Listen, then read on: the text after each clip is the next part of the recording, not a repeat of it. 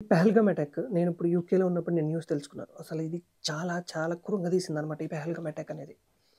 అసలు మన కంట్రీలోకొచ్చి మనం ప్రశాంతంగా ఉన్న నేలలో మన టూరిస్టులు వాళ్ళ ఆనందాల కోసం వాళ్ళు విహరిస్తుంటే అసలు ఒక టెర్రరిస్ట్ ఆర్మీ డ్రెసెస్‌లో వచ్చేసి ఒక అటాక్ అనేది జరగటం ఏంటంటే అది ఇప్పుడు మనకు one of the black day in the nation అని మనం చెప్పుకోవాలి. ఎన్ని అటాక్‌లు మనం వెళ్లి ఎప్పుడు వాళ్ళని అటాక్ చేయలేదు. వాళ్ళే వచ్చి మనల్ని అటాక్ చేస్తున్నారు. ప్రతి దానికి దీనికి ప్రతిఫలం ఖచ్చితంగా మనం వాళ్ళకి మనం ఇవ్వాలి ఖచ్చితంగా.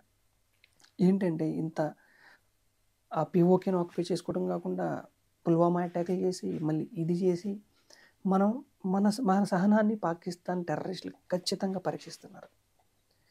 మనం వాళ్ళ ఎకనామిక్ సోర్స్‌ని కట్ చేయడమే కాకుండా వాళ్ళకి మనం ఇచ్చే ప్రతిఫలం ప్రతిదీ పిన్ టు పిన్ గట్టి సమాధానం అయి ఉండాలని నేను కోరుకుంటున్నాను. We pray to God that we give strong answer to the Pakistani terrorist and to the Pakistani government those who are encouraging the terrorism in their country. I strongly demand an strong action against to them అని నేను ఖచ్చితంగా భావిస్తాను. But Narendra Modiji he will take an prompt and swift action against this. Hi hello welcome to our channel. ఎవరైతే video చూస్తున్నారో, ఎవరైతే subscribe చేసుకోలేదో మన ఛానల్ని ప్లీజ్ సబ్స్క్రైబ్ చేసుకోండి, లైక్ చేయండి, షేర్ చేయండి. ఎవరికొకరు నేను చేసే కంటెంట్ ఖచ్చితంగా ఉపయోగపడుతుంది. ఆఫ్టర్ పెహల్గామ్ అటాక్ మనం యూకేలో ముఖ్యంగా మన ఇండియన్స్ సేఫ్గా ఉన్నారా లేదా అని నేను ఈ వీడియో చేయదలుచుకున్నాను. ఎందుకు అంటే నేను ఈ వీడియో చెప్తున్నాను ఖచ్చితంగా కొన్ని 20 సంవత్సరాల తర్వాత 30 సంవత్సరాల తర్వాత మేబీ ఒక 30 to 50 ఇయర్స్లో ఖచ్చితంగా నేను చెప్పేది అప్పటికి మనం బతుకుంటామో తెలియదు. అప్పటికి ఖచ్చితంగా ఏంటంటే UK is one of the Pakistan country అవుద్ది, లేదా ఒక ఇస్లామిక్ స్టేట్ అవుద్ది. But we are not against to any religion. కాకపోతే ఇక్కడున్న యూకే కంట్రీలో ఏంటంటే ఎక్కువ మంది ఇస్లామిక్స్ అనమాట. ఐ మీన్ పాకిస్తాన్ నుంచి వలస వచ్చిన వాళ్ళే. అప్పుడు ఏంటంటే మనకి ఇండిపెండెన్స్ వచ్చిన తర్వాత వీళ్ళు ఈ దేశానికి బ్రిటిష్ వాళ్ళు మన దేశం నుంచి వచ్చేటప్పుడు కొంతమంది లేబర్ కావాలి వీళ్ళకి కంట్రీని బిల్డప్ చేసుకోవడానికి. కంట్రీని ఒక పునాదుల నుంచి లేపటానికి ఏంటంటే పాకిస్తానీ ఒక లేబర్ని ఇక్కడికి తెచ్చుకున్నారనమాట. అప్పుడు ఏంటి వాళ్ళకి అక్కడ ఎకనామిక్ సోర్సెస్ లేదు, వాళ్ళకి ఒక ఒక ఇన్కమింగ్ సోర్సెస్ ఏమీ లేవు అనమాట. యూకే అప్పుడు పాకిస్తాన్ ఉన్న డివైడెడ్ పాకిస్తాన్ 1947 తర్వాత. అప్పుడు ఏం చేశారంటే ఈ యూకే వాళ్ళు కింగ్స్ కానీ రూలర్స్ కానీ అప్పుడు కొంతమంది బంగ్లాదేశ్ నుంచి, ఇండియా నుంచి కొంతమందిని, పాకిస్తాన్ నుంచి కొంతమందిని. పాకిస్తాన్ అప్పుడు మనకి మినిమం ఎకనామిక్ సోర్సెస్ తక్కువగా ఉండే, వాళ్ళకి ఎకనామిక్ సోర్సెస్ అన్నీ తక్కువగా ఉండటం వల్ల ఏం చేశారు, వస్తుంది కదా ఎక్కడో చోట జాబ్ మన కూలి పని చేసుకోవడానికో ఎక్కడో చోట ఏదో పని చేయాలని ఇప్పుడు వాళ్ళు అప్పుడు ఆ టైంలో కొన్ని తరాలకు నాకు తెలిసి ఇప్పుడు మనకి ఇండిపెండెన్స్ 70+ ఇయర్స్ అవుతుంది. ఐ మీన్ ఒక 50 ఇయర్స్ బ్యాక్, 60 ఇయర్స్ బ్యాక్ అప్పుడు పాకిస్తాన్ నుంచి వచ్చి ఇక్కడే సెటిల్ అయ్యి వాళ్ళ పిల్లల్ని ఇక్కడే కనేసి, పిల్లలు ఇక్కడే పెరిగి ఇక్కడే చదువుకొని ఇక్కడే నేషనల్స్ అయిపోతున్నారు. నేషనల్స్ అయిపోయినా కానీ పాకిస్తాన్ భావజాలం అనేది వాళ్ళకి ఎప్పుడు till white and black till ఎప్పటికీ ఉంటుంది పాకిస్తాన్ భావజాలం అనేది ఖచ్చితంగా. కాకపోతే నేను చెప్పేది ఏంటంటే ఒక మినిమం ఒక 50 ఇయర్స్ తర్వాత 30 to 50 ఇయర్స్ ఈ మధ్య కాలంలో ఖచ్చితంగా యూకే అనేది ఒక Pakistan under control of Pakistan ఉంటుంది.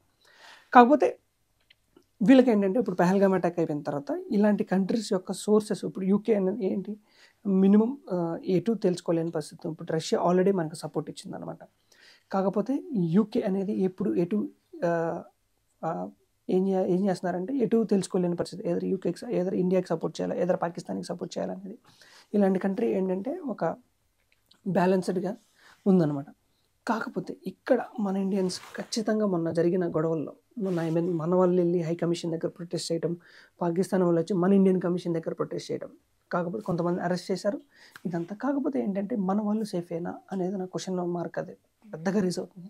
ఈ కంట్రీలో ఏంటంటే పెద్ద హ్యూజ్ డెమోక్రటిక్ కంట్రీ ఇది ఆఫ్టర్ ఇండియా. మనం భావజాలాన్ని మనం ఎప్పుడైనా వ్యక్తపరచుకోవచ్చు. ఇన్ పీస్ మూమెంట్లో ప్రతిదీ it should be whatever the protest in UK it should be in a peacefully manner. పీస్ఫుల్గానే మనం ప్రొటెస్ట్ చేసుకోవాలి ప్రతిదీ. అలాంటి సోర్సెస్లో కొన్ని ఆ టైంలో గొడవలు జరిగినాయి.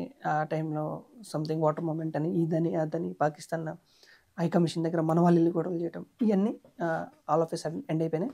ఇప్పుడు అంతా ఏం లేదు. ఆ certain time source of heat మూమెంట్లోనే.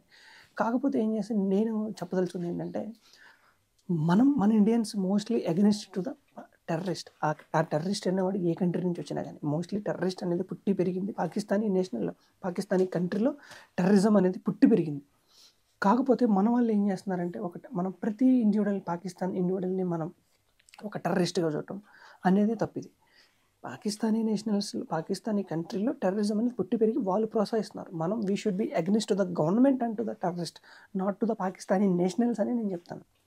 ఏంటంటే ఇప్పుడు ఫర్ ఎగ్జాంపుల్ మన ఇక్కడ ఇండియన్స్ ఉంటారు. ఇండియన్స్లో మనం ఎటు వెళ్ళినా, హాస్పిటల్లో వర్క్ చేసిన, ఐటీ సెక్టార్లో ఉన్న, ఏ సెక్టార్లో ఉన్నా కానీ పాకిస్తానీస్ ఎక్కువ ఉంటారనమాట. వాళ్ళు మనం ఎలా చూస్తాం, వాళ్ళు మనల్ని అలా చూస్తారనమాట.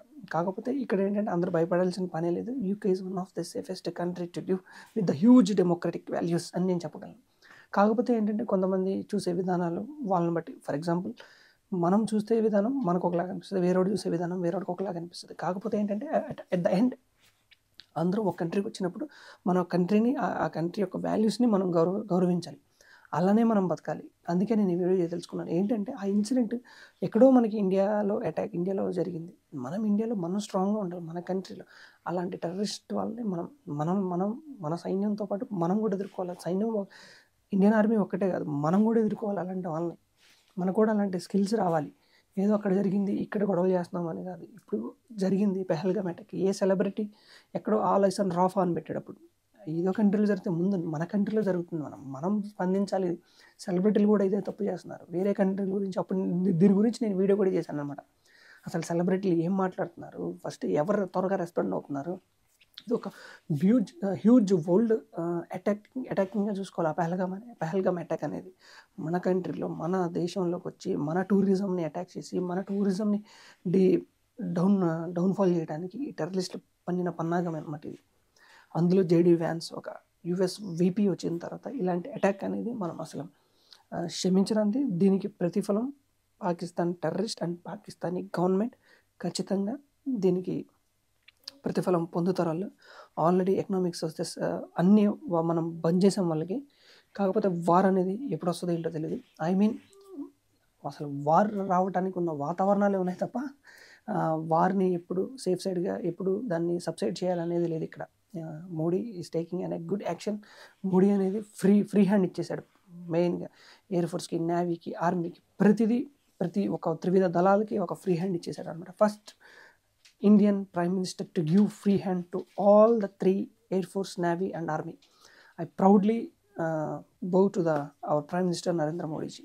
ఇకపోతే ఇక్కడ మనం యూకేలో ఒక జాబ్ చేయడానికి వచ్చాము, ఉద్యోగాలు చేస్తున్నాము.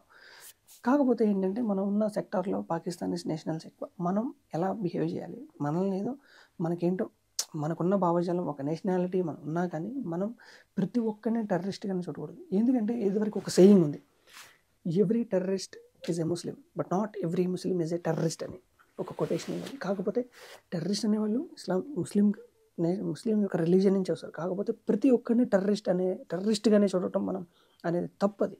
ఇప్పుడు మనకి మన కంట్రీ మీద ఎలా మనకి అంత ప్రేమ ఉంటుందో వాళ్ళకి వాళ్ళ కంట్రీ మీద ప్రేమ ఉంటుంది.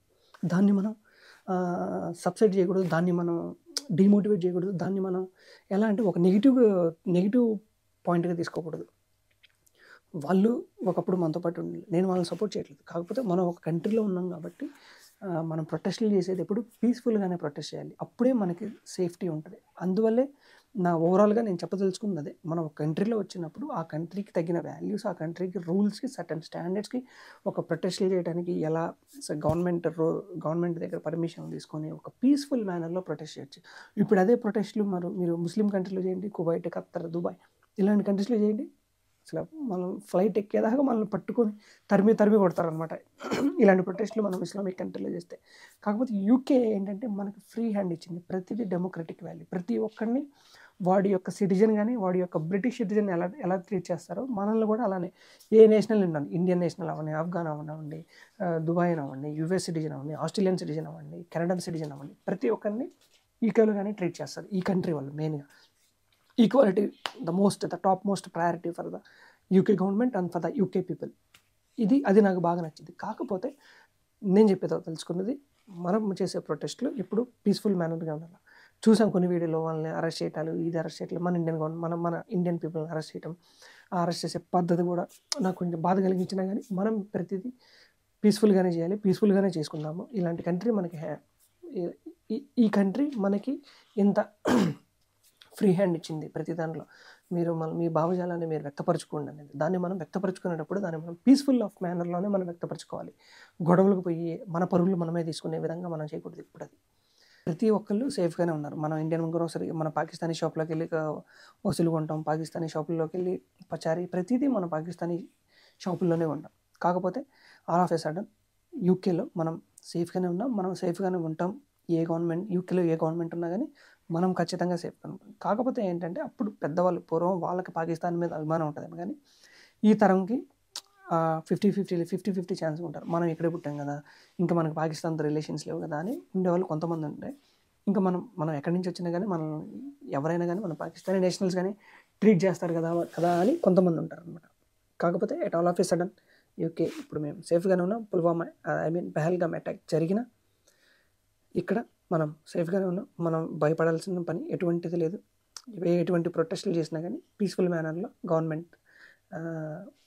గవర్నమెంట్స్ స్టాండర్డ్స్తోనే చేయాలి. ఏది అగెనిస్ట్ ద లా వెళ్ళకూడదని మన ఇండియన్ నేషనల్స్కి నేను అది రిక్వెస్ట్ చేసుకుంటున్నాను. మనం చేసే ప్రతిదీ ఇండియన్ గవర్నమెంట్కి రీచ్ అవుతుంది, ఇండియన్ గవర్నమెంట్ యాక్షన్ తీసుకుంటుంది. ఏమన్నా అయినా కానీ ఇండియన్ హై కమిషన్ ఉంది. ప్రొటెస్టులు చేసే విధానంలో పీస్ఫుల్గా చేసుకోండి, అదే బెస్ట్. పీస్ఫుల్గా చేద్దాం, అదే ది బెస్ట్. కాకపోతే ఈ అటాక్ అసలు ఏంటంటే అసలు ఏం చెప్పాలో నాకు రావట్లేదు అనమాట. కాకపోతే ముందు ఇంకొక వీడియో చేద్దాం. ఖచ్చితంగా అటాక్ జరిగిన తర్వాత మనం సంబరాలు చేసుకుందాం. టెర్రరిస్ట్ వాళ్ళని వెతికి వాళ్ళు ఏంటంటే శ్రీలంక దాటారని, చెన్నై ఎయిర్పోర్ట్ నుంచి శ్రీలంక వెళ్తున్నారని ఇవాళ అప్డేట్ వచ్చింది. కాకపోతే చూద్దాం, మన ఇండియన్ గవర్నమెంట్ అతి త్వరలోనే వాళ్ళని ఛేదించి గట్టిగా శిక్షించి యావత్ ప్రపంచం ఉలిక్కి పడేలా వాళ్ళకు ఒక సమాధానం ఇస్తారని నేను ఆశిస్తున్నాను. That's all. Thank you for this day. జై హింద్.